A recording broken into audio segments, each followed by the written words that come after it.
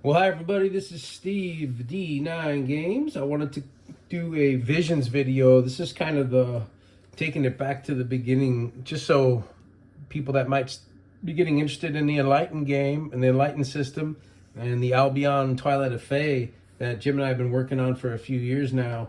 It's kind of a taking a break video, giving you some of the whys and the behind the scenes of what we were attempting to do when we started this adventure. Number one, simply to add value to the community. We just wanted to come up with something with our, I don't know, 50 and 40, probably 80 or 90 years combined experience with gaming and TTRPGs, Dungeons and Dragons, Pathfinder, Star Wars, Call of Cthulhu, all the different TTRPGs that we've played. We figured we could add some value with some of our experiences. So that was our number one goal with creating the Enlightened game, is to add value. The other thing we wanted to do is make a version of the game that's inviting to new people.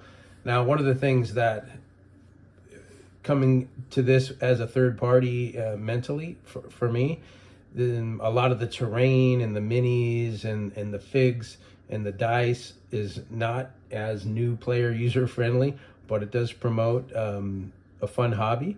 It promotes painting miniatures and collecting terrain. So it might not be easy to jump right into all the terrain and miniatures that we have, but this is a lot of years in the making. But the game system, Enlightened, one of the visions was to make it inviting for new people and user friendly. So we're thinking, hey, if somebody were to read through the PDF, would they be able to run a game right away? Would they be able to play? We tried to keep things simple as far as like the character creation, the character sheets, which we use either a 3x5 card or a 5x8 card. So that was one of the things we wanted to do, so that it's inviting and exciting for new people. And we wanted to have a fresh new take without losing the tropes. We still want dungeons, and we still want dragons, and we still want gelatinous cubes and all the fun stuff that you might want to revisit, because it's fun to remember some of being a kid and some of the fun things that you got to do. So we wanted to keep all the tropes, which is why the biggest part and one of the, I would say, 6 pillars of the game is to have custom design. So you might have a creature in mind that you've never seen in a book, you've never seen come across any TTRPGs you've played, but you really want to get it on the table. Well, this game's for you, because we promote custom design. So you take this creature that you have in mind, whatever it may be, we show you how to take it from scratch and put it into, give it some stats and some features and some resistances and immunities and whatnot. So those are the 3 main visions for the game. Adding value.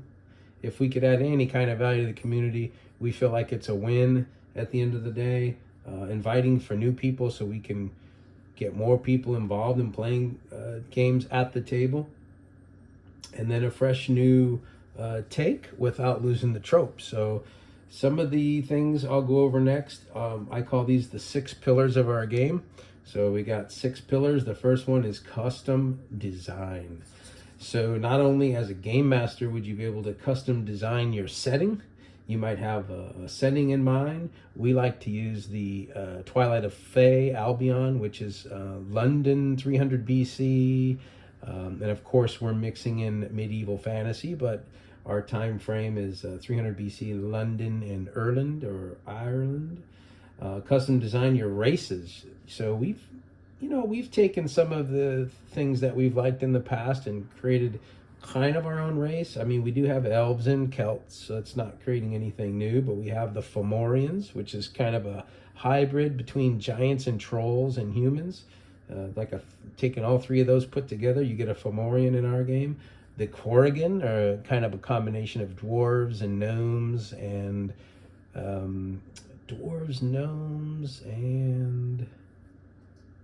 I'm not sure what the third piece of that is off the top of my head, but we've got the Corrigans, which is kind of like the dwarf equivalent. You can custom design your encounters. If you might have an idea, something hits you in the middle of the night, you write it down.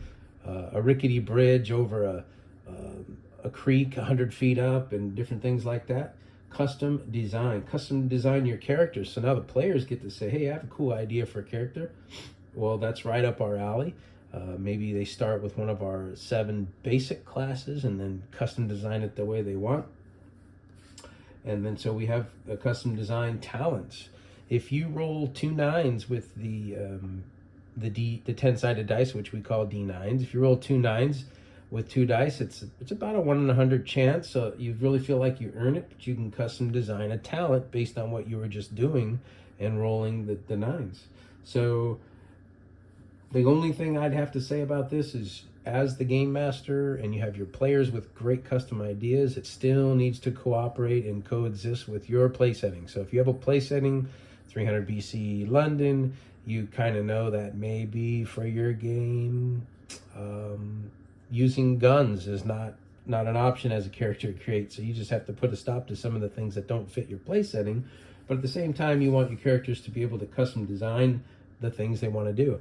For the magic users, the mages in our game, they can custom design the type of magic. We recommend picking an element to get started, but you can certainly do anything you want to do.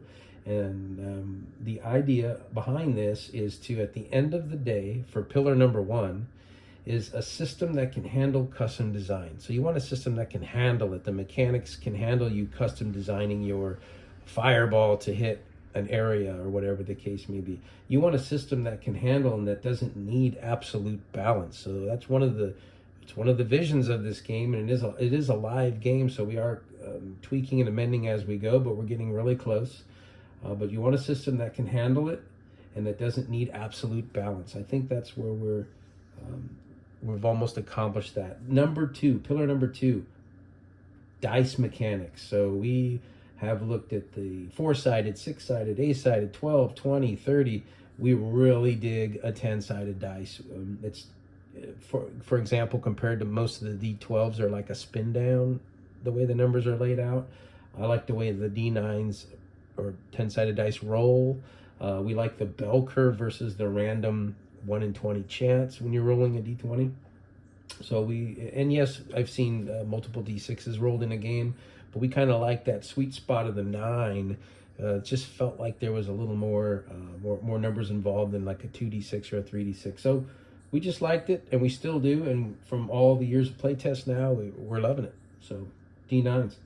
Multiple degrees of ease and difficulty. So when you're rolling these, taking it from 2 dice to 3 and dropping the lower takes you from about a 1% chance to roll 2 9s to a 3 or 4% chance, if I'm not mistaken. So we kind of like how that ramps up. And then you roll 5 and 6 dice, of course. That increases your chances when you have ease, but it obviously increases the chances of failure if you have difficulty. So we're really hyped about that. It's good. Player rolls to act and defend. So our players going around the horn will roll to defend and roll to act, and the GM isn't rolling for the creatures. Now, I know a lot of people as GM like to roll, and that's fine. You're part of the game. Roll some dice. I usually roll them for random encounters, for timers, for weather, different things. So there's definitely rolls involved. But as far as rolling for a foe or a creature that could kill a player, I felt like it was a little better for our system anyway, for the players to roll that defense roll. If they fail, well, it's on them. Rolling 2 9s, like I said, with 2 dice is about a 1 in 100 chance. Rolling 2 zeros is a 1 in 100 chance, where the 9 is enlightened and the zeros are a catastrophe. So the bottom line with pillar number 2 is simply rolling more than 1 die. I like clanking the dice and rolling. You're in Vegas, you're playing craps, you're racking those 2 dice together, boom. 2 dice better than 1, in my opinion. Pillar number 3, earning abilities and talents. So in our game, one of the pillars was you actually have to earn it. You don't just go through the motions, milestones. You're level 2, level 3, level 4, level 5. You go to the book, you pick the things that you want, and boom, you're there. You have to roll. Yes, there's still experience points. We call them points of progression, or POP. You can build up and buy class packages, but to get the really cool talents and abilities, it's from rolling 9 9. So not that that's earned, but you actually have to do something. You have to be creative. I see you want to jump over this thing and then throw a dagger into the foe's eyeball. Okay, you've got ease because you're a rogue, you're agile, whatever. You roll 2 9s. Cool. Now you have this talent that you have ease in the future when you try to do that task. Bottom line with Pillar 3, having a difficult mechanic like rolling 2 9s, but becoming excited if you achieve it. So having something difficult that is achievable, but not, you could roll a 20, 4, 5, 6, 7, 8, 9, 10 times in a night on a D20, but to roll 2 9s in a night, you might see 1, you might see 2 in a full night of gameplay. So it's a little more exciting to have something difficult that is achievable.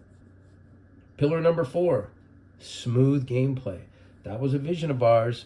And to be honest, I don't think we're quite there yet, because we love to have a lot of minis and a horde and a big battle. And sometimes it's just a little bit on the crunchy side and there's not a lot we can do about it. But I'm starting to find out, I'm beginning to get a little bit of a love for crunchy.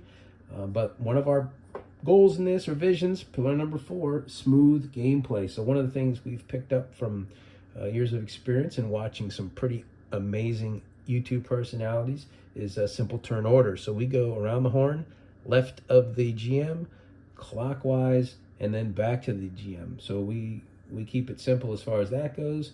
Again, we have the players rolling to attack and defend, which takes a little bit of the load off of the game master, so they can be a little creative. They can put up some terrain, they can grab some figs, and they can orchestrate the maybe the boss monster has 2 or 3 different specials they can use, and it's a little better, in my opinion, if the game master can focus their attention on things like that versus being so wrapped up in the roles and the mechanics and keeping track of health, which we still have to do as a game master. But the players also share the load, and we encourage, when you're playing this game, and with playing Enlightened, we encourage that the players pick a role. And inside the PDF, you'll see a list of those where one of the players might be the journalist, one might be the chronicler, one might be the general, moving the minis around, because I don't like, as a GM, touching the players' figs and stepping them on a trap. I'd rather have them do it. So things like that, where you have the players run, one could be the treasure, one could be the caller. So everybody kind of gets together, puts their heads together, they got a plan, but then one person will communicate and interpret that for the game master to keep things more simple and flow of game. Bottom line with Pillar 4 is this is to promote new and inexperienced players to join in on the fun and to expand the community by having a smoother way to play. It's easy to go around the horn like any other game. Also, the character creation ties itself into smooth gameplay. We like to keep it simple. Jim runs most of his characters and foes off of 3x5 cards. I haven't quite gotten to that level of greatness yet. I'm using a 5x8, which is kind of like a larger 3x5 card. And one of my videos has a picture of that you can check out. But that's it. Simple, and smooth. Fast game. We get through a battle with a horde in 45 minutes, where I've played in other TTRPGs that take 3 hours. So we're definitely getting closer to the smooth. Pillar number 5, danger. Danger. I want danger in the game. No balance. I love it when things are unbalanced. It gets everybody on their toes a little bit, and like, oh crap, what are we gonna do? Yeah, you give them an option to flee or maybe hide, things like that. When you have a lot of danger, it's not always just A versus B battle and you move on to the next battle. So super easy battles, super easy encounters, to super hard encounters, where one time they're like, hey, this was a piece of cake. They get a little bit resting on their laurels, and next thing you know, boom, they're totally outnumbered, overwhelmed, and in some cases they need to surrender, spend the night in prison, try to break out. Much more fun involved with unbalanced and dangerous encounters. Off-season wounds. We've got a special feature in Enlightened where you take some of your wounds, go to off-season, and that will wrap up your level of danger. You're trying to get home, you got to get through a couple more encounters, you're down to 2 hit points, and you can't get any heals because you got to take an off-season. Long rest isn't going to do it all the time.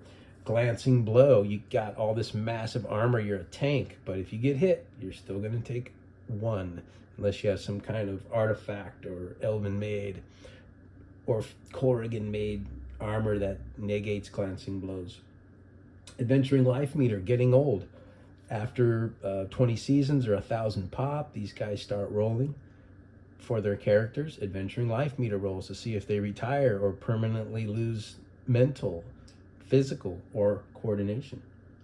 Bottom line with the danger is just that it's just having danger, having keeping everybody not so mundane, keeping them thinking, keeping them guessing, and being creative. Last pillar number 6. And what we do here, we recommend it, but do any setting you want. We use, and we like a real location and time period. So like I said, we're using the London area, which we call the Albion, the greater region of Albion, in 300 BC. Types of metal used for that time period, weapons, armor, those things are a factor. People can actually get a history book and do some research. I got a Celt book that's pretty cool. It tells like how their mentality and what kind of the ways, the tactics they use and different things. But keeping the medieval fantasy and tropes. So yes, we're 300 BC, but we've got dragons. We've got gelatinous cubes. Well, I put one out here just for show, but we're trying not to use anything that's going to cross the line. But you can have your own and call it whatever you want. Dungeon cleaner. Giants, elves, trolls, and dragons. So pillar number 6, keeping the tropes. Well, that's it for this one. I wanted to throw some of our vision out there, and I'll cap it off once again with, we're targeting April 25th to add a few tweaks and add a few little nuggets into our PDF. Until next time, peace.